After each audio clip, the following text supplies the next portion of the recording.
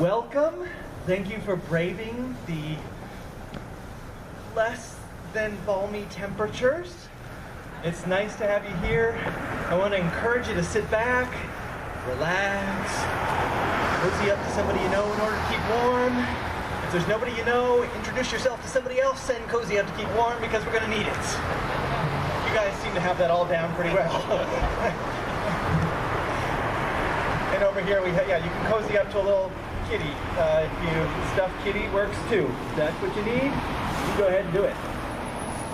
I want to invite you to join with us as we go back to one of the greatest moments in history. It's a story of God's love for us. And that story began at the dawn of time and continues all the way through to time, even to today. But you don't have to worry, we're not going to cover it all tonight. We're going to focus on one particular and very important part, the part where God chose to become one of us, a helpless little baby, so that he could prove just how much he loves us. So come with me, if you will, to a time many centuries ago, to a little seemingly insignificant village called Bethlehem. You see it? Over here we have the bakery, fresh bread coming right out of the oven. Can you smell it? Over here we have the home of the woman who weaves cloth. And just down that way, you might be able to see a light on in the potter's window. He tends to work late. Now behind me is the local inn. Very busy these days. You can probably hear all the hubbub going on inside. It's much quieter out here in the stable, but it doesn't smell as good. Now, over here we have the beautiful hills that surround Bethlehem. It's where you're going to find all the wild things, like kitties, wolves, bears, lions, and shepherds. Now just over the hill, you might be able to see a young man and his fiancée who are even now making their way into Bethlehem. For you see, a decree has gone out from Caesar Augustus himself that all of those under the rule of the Roman Empire are needing to be taxed. And so this young man, Joseph, is coming, along with Mary, his wife-to-be, who, I should hasten to add, also happens to be about 9 months pregnant. Yeah, traveling in those days wasn't good under the best of circumstances, but traveling while pregnant had to be miserable. And to make matters worse, they're coming into a town that is full to overflowing. They aren't going to find a single available room at the local inn. So you know where they're going to end up having their baby? Right here, in the stable, with nothing more than a cold and dirty manger in which to lay their newborn son. Seems incredible, doesn't it? How far is God willing to go in order to be with us? Let's watch and see.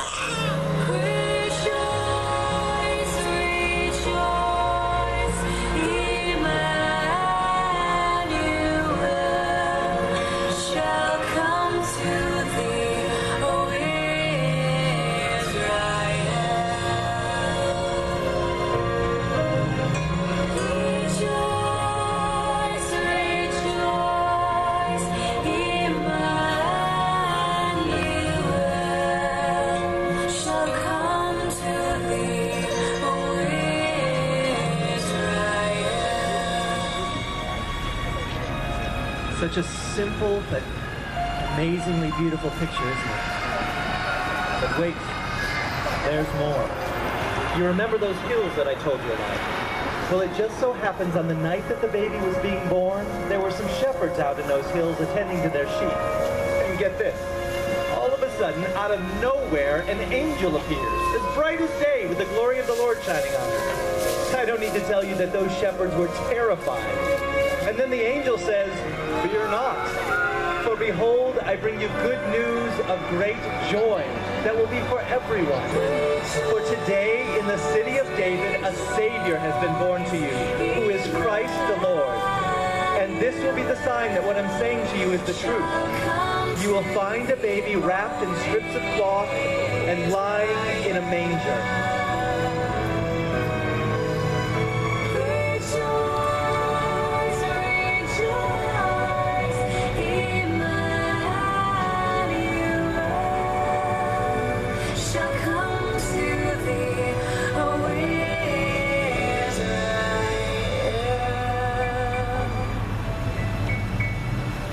When the angels returned to heaven, the shepherds made their way into Bethlehem in order to find this new baby that the Lord had made known to them.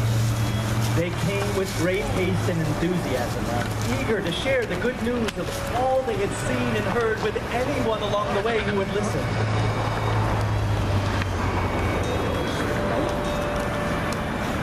And when they found the little baby, just as the angel had told them they would, they bowed down and worshipped him. Fragile fingers into heels, tender ground prepared for fall. Tiny heart, whose blood will save us, unto us is born. Unto us is born. Now God intended that the gift of his Son would be for everyone. And so he brought another group from very far away to join in this beautiful story of love. Wise men came from the east, traveling many miles as they followed a new and brilliant star. Perhaps you can see them as they rise up over the hill on their way into Bethlehem. They come seeking the King of the Jews, and they are bringing with them gifts of gold, frankincense, and myrrh. These they will offer to this holy child as they too bow down and worship him. Such worship for a baby? But this is no ordinary baby. This is Jesus, who is also called Emmanuel, which means God with us.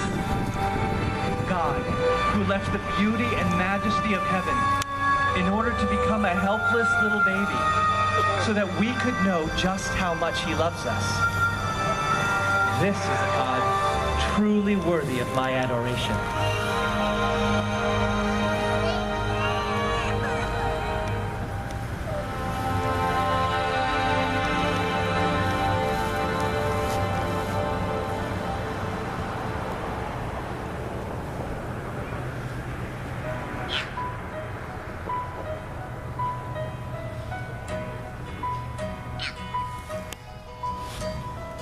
Well, friends, our time is up. Though we will be sharing this again at 7:30 if you care to join us. But whether you join us or not, the impact of this event is far from over. It has continued for 2,000 years. What started out in the manger eventually led to the cross, where Jesus as a man gave his life to pay the penalty of all that we've done wrong. It was God's ultimate gift of love. And so we are invited to join in the journey of discovering just who this little baby is and all that he's done to prove his love. His love for the shepherds, his love for the wise men, his love for me, and his love for you. May the love, joy, and peace that Christ brings fill your heart and your home this Christmas season. And on behalf of all of us, may we wish you a very Merry Christmas.